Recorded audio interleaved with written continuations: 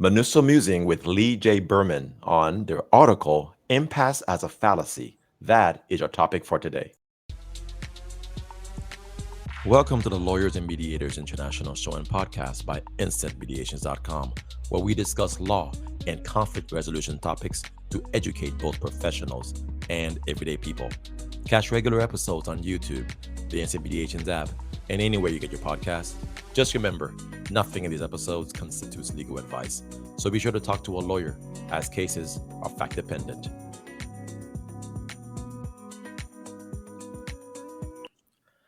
Hey everyone, this is Mac Pierre-Louis, attorney, mediator, and arbitrator, working throughout Florida and Texas. And Natalia Ołowska-Czajka, advocate, mediator, and arbitrator from Warsaw, Poland. And I'm Dr. Barbara Sunderland Manousso, mediator, arbitrator, and trainer based out of Houston, Texas, as well as Newport, Rhode Island. And today I am just delighted that we have Lee J. Berman as our special guest on Manousso Musing.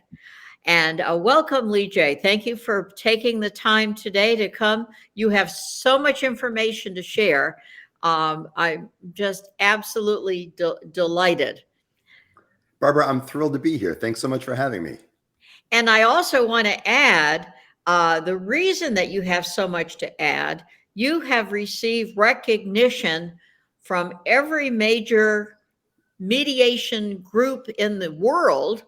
You've also done over 3,000 mediations. You've been almost 30 years as a mediator, and you are you've been adjunct faculty and well associated with Pepperdine Law School, and you have been a guest on other people's podcasts. So I'm certainly honored that you're also being a guest on ours.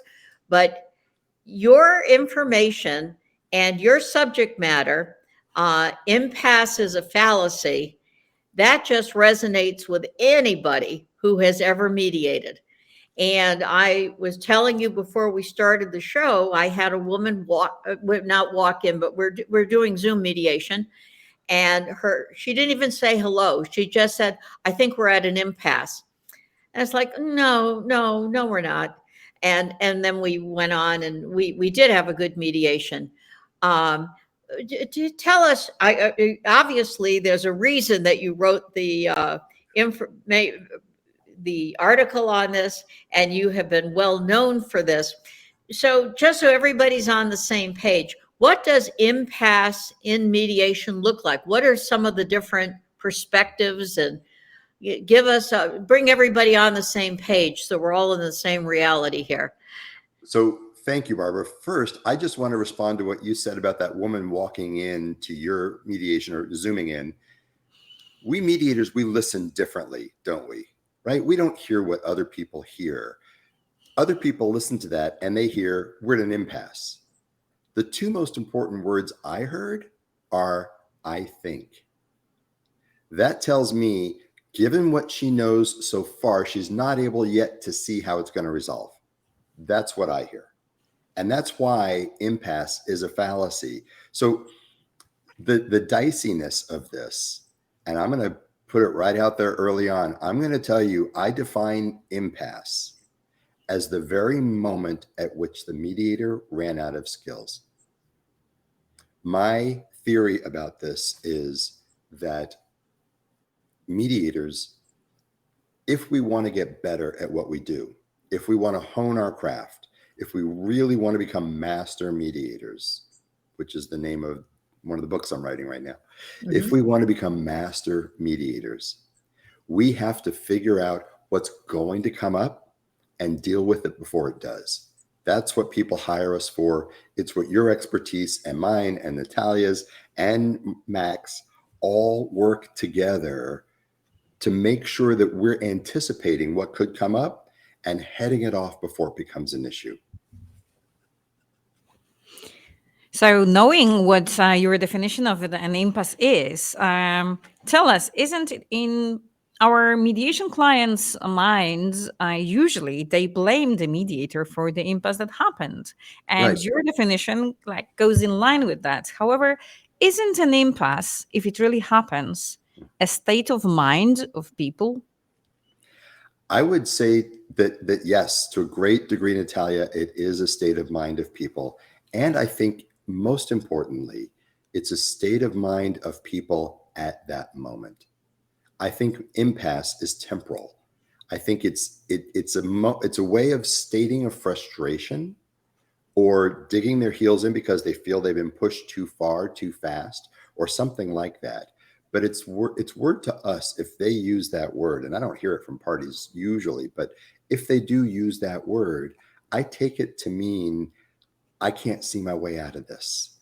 And that's where part of our introductory remarks and our prep with them before they even walk in our door or zoom in has to be letting them know we do this all the time.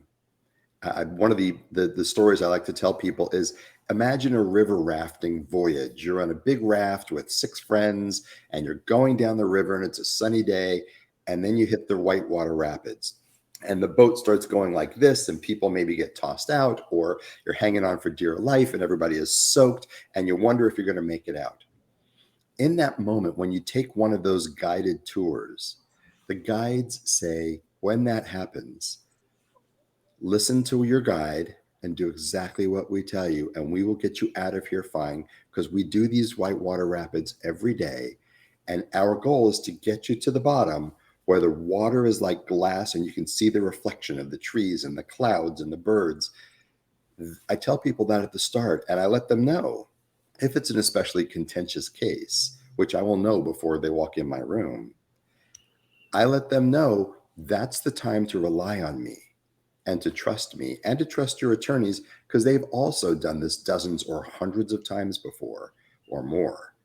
And we know how to get you through that. So the important thing is don't panic and trust your guides, because that's what we're here for. So it gives them, it instills in them an anticipation of confidence when that moment happens. They have to be reminded and anchored back to that. But it helps them understand that all is not lost. And that's part of what we need them to be thinking about.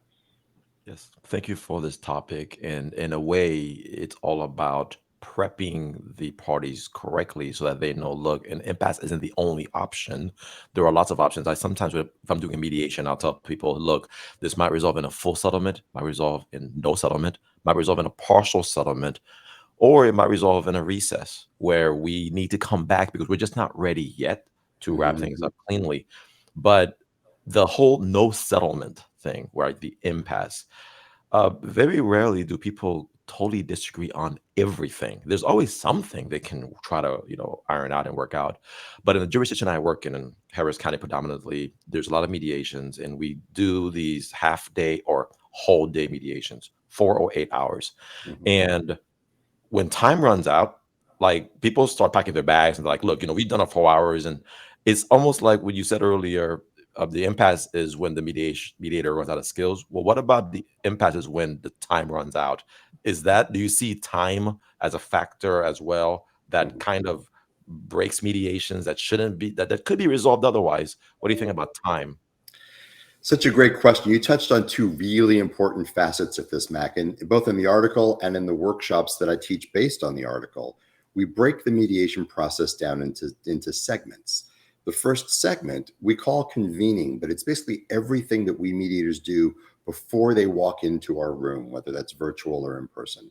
So when you talked about managing their expectations and educating them beforehand, the front loading of this process between that stage and then what I call the introduction stage, which is when they walk in and you say, good morning, I'm Mac, I'm going to be your mediator today. And you go on from there. Those 2 stages are part of what I think of as front loading our process, right? We're doing more work than usual before they walk into our rooms or as they walk into our rooms, so that later when we're discussing the case, the groundwork is already set. So yes, prepping their expectations, making sure that the attorneys and the clients are on the same page. I make sure that they do briefs or mediation statements. We call them different things in different parts of the country, so that they put their argument together and show it to the other side in advance. So there are fewer surprises and all of that. And then when they walk in and I say, good morning, one of the things that I do is I ask them to suspend time. I tell them, I never know how long this process is going to take. I've been doing this 28 years, and I can tell you, I've been out of here by 2 o'clock in the afternoon with a signed deal. I've also been here until 6 o'clock the next morning before we're ready to sign a deal, because I did a 21.5 hour mediation one time, straight through. Pardon me. So I tell them, I don't see this today as one of those.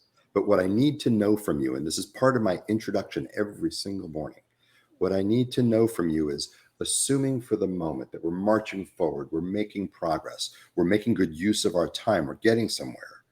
Do we have any absolute concrete time constraints that could keep us from getting to a resolution? Or is everybody here and clear until we're done today? And I go around the room and I get a verbal and a head nod, just like the flight attendants with the emergency exit row. I need a verbal and a head nod from each person around the table. Barbara, Right. we're good. Mac, we're good. Natalia, yes. Everybody's okay. Yes. Okay, good. Mhm. So let's get started. And I suspend time because I don't do 4 or 8 hours. My full day mediation, I charge a flat fee for all of that, including all the prep, but it goes until midnight if necessary. And then after midnight, after a while, I started charging by the hour again, so that the lawyers and clients have a disincentive to keep going, because at that Sure. point.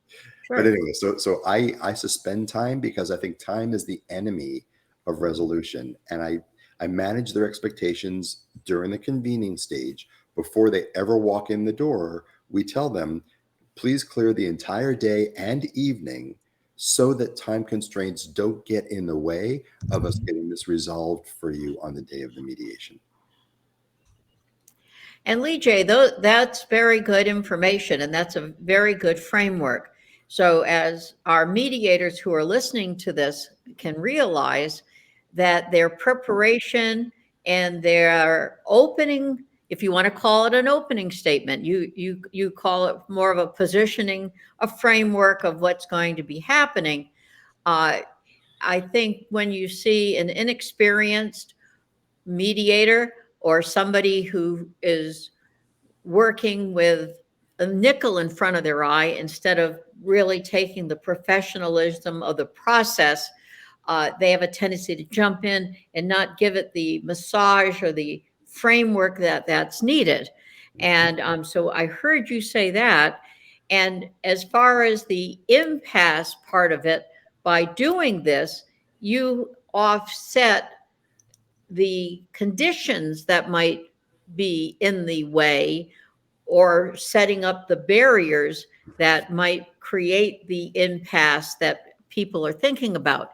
Now, in the case of this person that came into mind the other day, um, the structure of the mediation was such that I had no contact with her before she actually walked in, because that's the way this company happens to work with it. And that she came in so adamant that this was just going to be, oh, we're not solving it. No hello, nothing, just not. And so the opportunity that I saw, we did have a solution. The opportunity was to ask, so tell me why you think this. So she got kind of brought into the process by the back door a little bit.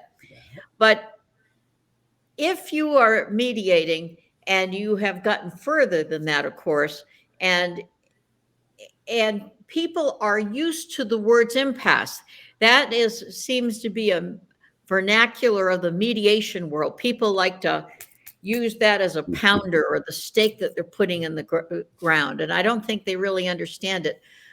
How do you loosen them? What are you've given us a little background here, but what are some other tips that you might offer a mediator when they hear that contentious person that just wants to keep throwing out a word that they're not really married to? Yeah. So to begin with, I've heard younger mediators, and I really mean younger. I mean the ones coming out of law school, grad school, Sure. or who are taking courses in one of those two venues. There's a certain way of teaching that it drives me crazy. But I hear these 22-year-old smart, good mediators say, And so I declared an impasse. And I think, no. I know. I have the Yeah, same feeling. to me, that's the reason I titled the article Impasse is a Fallacy, is because mediators need to believe that, number one. When your woman walks in the room and says, I think we're in an impasse, my response, probably like yours, Barbara, is perfect. And have her look at me like, what do you mean? Because that tells me they've gone as far as they can on their own without the intervention of a mediator and the help of a mediator. Those are the people I want to work with. Like if you two could go outside in the hallway and work this out on your own, you don't need me. I want to work with the people who need me. And now you're at that point where you've tried everything that the two of you know. Now it's my opportunity to try and help you go further and find a different way about it, look at it differently, all those sorts of things. So our work's cut out for us today. It's perfect. So I take it in stride. Again, like I said earlier, sort of meaning what I know so far doesn't let me see her, doesn't let me see how we're going to get there from here. But I know how we're going to get there from here, and you know how they're going to get there from there. And so do Natalia and Matt, right? Mac, sorry. So that's the next thing. But there's something else I have to go further and say right here that I think is really important for us to note. If we pull in nice and close, and I say this kind of just between us. Just between us. This article came from my mistakes. If you think about it, every mistake I've made, and we talk about young mediators, inexperienced mediators, right? All this article was meant to do is say, here are all the mistakes I've ever made, and here's what I've learned from them, and here's how I change my practice to avoid them the next time. Read the article and fast forward, and don't have to make all these mistakes yourself. So this is nothing more than, I think it was 15 years at the time of being a mediator, saying, here are all the mistakes I've learned from. Don't do these things and save yourself the trouble that I had. And, I'm not that bright. Sometimes it took me 2, 3, 4 times making the same mistake until I figured out what I had to do differently to avoid it. Pardon me. But that's where this article came from. You can only slip and fall and land on your pants in the mud so many times before you say, maybe next time I'll walk around that puddle, right? And so that's what this article was. It was just an assemblage of all the things that I found myself doing wrong, where I'm kicking myself at 4 p.m. saying, I should have done this first thing in the morning, because now dad is saying I need to go pick up the kids. And so we have to stop because I didn't do that time thing first thing in the morning, which is why I do it every day now. And knowing that you already have some new remarks, I bet, after writing the articles, I wonder if you could share something on top, what is in your article. But I also, let me actually figure out some comment that from listening to you and talking to you comes to my mind. And I think that should be a very valid information for mediators. I can see that one of your methods to combat the possibility of an impasse is being energetic, positive, listening, eye-opening all the entire time, keeping the eye contact, and therefore making people engaged. I do believe that impasse is also like let us imagine that the conflict resolution or mediation has a certain flow of energy or whatever it is, of conversation. And impasse is actually the stop of this flow. Mm-hmm. So they're just stuck on something, can't move forward, and they don't see the way out, just as you said. So tell us your new ways, but also to which extent your personality or the mediator's personality and just personal abilities might help. Yeah. Great question. You're good at this. This is so much fun with all of you because of your experience. So let me answer the macro question first, and then we'll come back to the micro, to the new things that I've seen since the article. The big picture is this. If you're driving down the street and you see 2 of the orange and white striped sawhorses with an orange flashing light out in the middle of the street, some people stop at that and go, oh my, the road's blocked. Some of us, as we're approaching it, we're looking from a half a mile back for the ways around it. not giving it any credibility. To use your words, Natalia, yes, the flow that we're in is now coming to a stop. It doesn't come to a stop. All it means is we have to find a different flow around it. And so when I'm driving, and I tend to drive too fast, everybody who knows me will tell you that. Not you. Oh, yeah. And as I'm blowing up on this thing and there are the orange lights, I'm like, I'm looking for the way over here. There's no cars coming in oncoming traffic. There's nobody passing me on my left. And I'm zoom right around them. And I forget about it the minute I've passed it. So the analogy to me comes from a very sort of Zen-like, Buddhist-like place, that when water's flowing down a stream and there's a boulder in the middle of the stream, the water doesn't stop to yell at the boulder and say, you're not supposed to be here, right? The water, without even thinking about it, just finds its way around it and continues to flow down its stream. And that's the mindset I think good mediators have to have. We have to have a mindset that says, where I'm going is that bottom of the river where the water's like glass and nothing's going to get in my way. And that sounds selfish when I say I and my. I really do think of it in first person plural. I think we, us, let's together get around this boulder, get past these sawhorses. Let's just find, I don't even name them. And Mac, to your point earlier, I don't even give people the option that we may only resolve some of it or something else. I tell them quite the opposite. I say, we're only here today for one thing as I tap the table. My only job today is to help make today the last day of this dispute for you.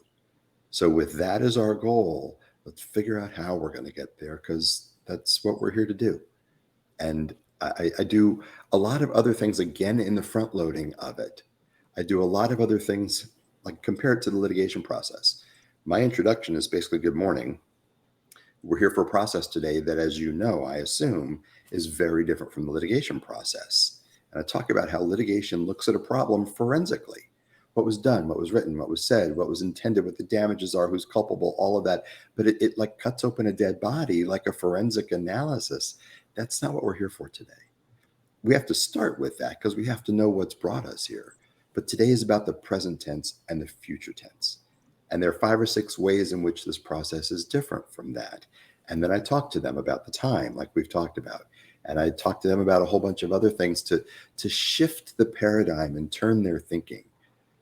Perhaps the most important thing I do is I have them, I talk to them about the person on the other side of the table, or who else is in this Zoom, Brady Bunch setup with us here, dating myself, right?